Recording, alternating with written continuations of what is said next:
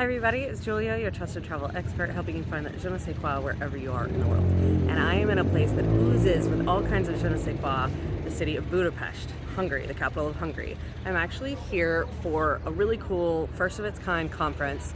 It's an expo of river cruising companies because Budapest is really becoming a bit of a capital for river cruising because you can go up the Danube, which is right behind me right there.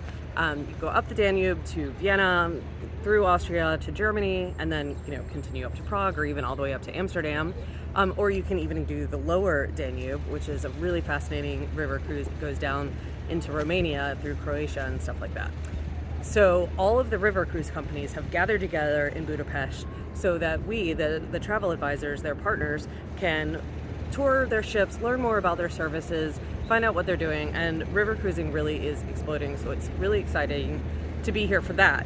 But it's also fabulous because we get a chance to really explore and get to know Budapest, which is a fabulous city, and so I wanted to take a minute to tell you a little bit about it. So Budapest actually used to be two cities. The city of Buda, back there on the hill, that's the former palace, sort of, and it's very hilly. And in front of me over there, if I could show you, there's a huge cliff with a Statue of Liberty on top of it. And Buda is typically the more wealthy, leafy, fancy villas side of town. And then I'm standing on the Pest side of town because in Hungary, a single S is an SH sound. So the Pest side of town is the more administrative side. It's flatter. It's got the opera. It's got the opera house. The Parliament buildings, which are so famous, are just around the bend. Just if you hopped on that trolley there, a couple stops up would be the beautiful Parliament houses, which are stunning.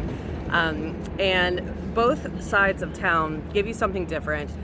But Budapest is such an interesting city because it's kind of, it's an old city, but it's not in a lot of ways because it has been persecuted so often. So just to give a really quick history, the country's about 1,000 years old. This has, always sort of been the capital or the main city because it's on the Danube, which is, one of the highways of Europe.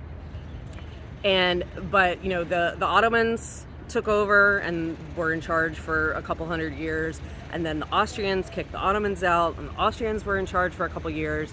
And then actually just the other day, they celebrated their Independence Day, Hungary did, which commemorates a date where they really didn't get their independence, but they gained an equal foothold in the Austro-Hungarian Empire with the Austrians, because it was originally just the Habsburgs and just the Austrian Empire.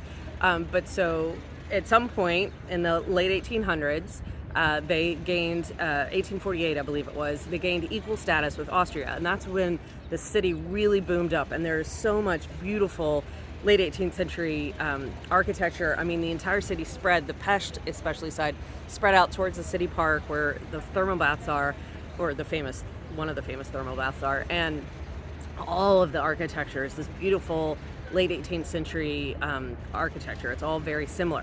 But then World War I happened, and Hungary lost a lot of its territory because it was an equal partner with Austria, and so they were a bad guy. And so then when Hitler came along, he promised them everything, so they aligned with Hitler. And so unfortunately, we, the Allies, bombed the ever-living crap out of this beautiful city. And so you will see a lot of modern architecture. I'm looking behind the camera at the hotel where the conference is taking place. It's the Marriott, and it is this big monstrosity of 70s communist architecture because, of course, after World War II, this was behind the Iron Curtain and under communist rule until about 1990.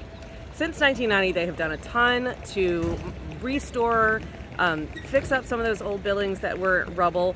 The palace, which is behind the trolley up there on the hill, it's beautiful, right? It looks amazing, but it's actually just a total recreation that was rebuilt by the communists after World War II.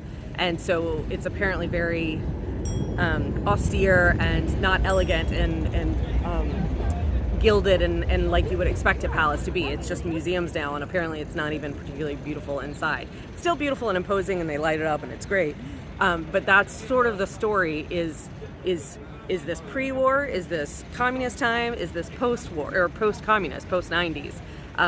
And so it's very, very interesting. Also on this side of me, and I'll try and spin the camera around a little bit, is the new Four Seasons Hotel, or I don't know how new it is, but it is a newly restored, gorgeous 18th century building that is just architecturally stunning. And you find that all over Budapest. It's such a fascinating mix of beautiful old restored architecture and, you know, modernist things that may or may not be beautiful to you, but it's just a really, really interesting history and city and combination. It's very lively and cosmopolitan.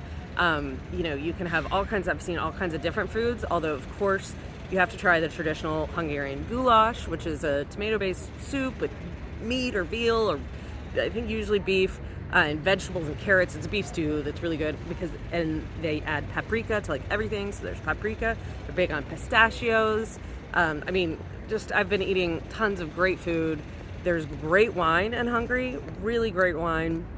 And you can get it all here in Budapest because everything's like, all the wine regions are like 2 hours away or even closer.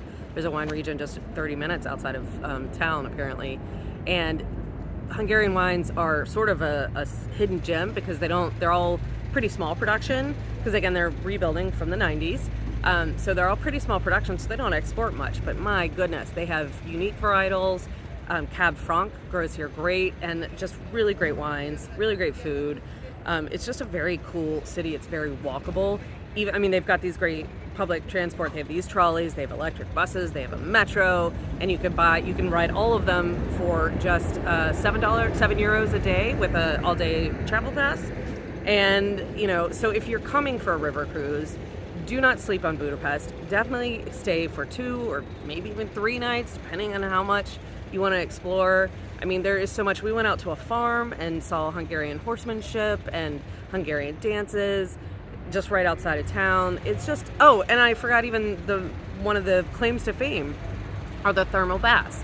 This is on a thermal well, I don't know what you call it, but Budapest has over 150 thermal baths in town, the most famous of which are sort of on either ends. One is, I'm sort of looking at it in the distance over on the Buda side, it's the Gellert baths, but the more famous and larger one is the sais baths, which are over by City Park and by Hero Square, which is one of the big iconic monuments in Budapest.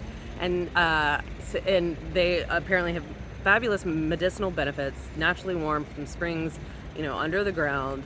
And there are just tons and tons of really cool things to do in Budapest. So I really recommend that you come and check it out the next time you have a chance. That's it for now, and I will talk to you next week. Bye.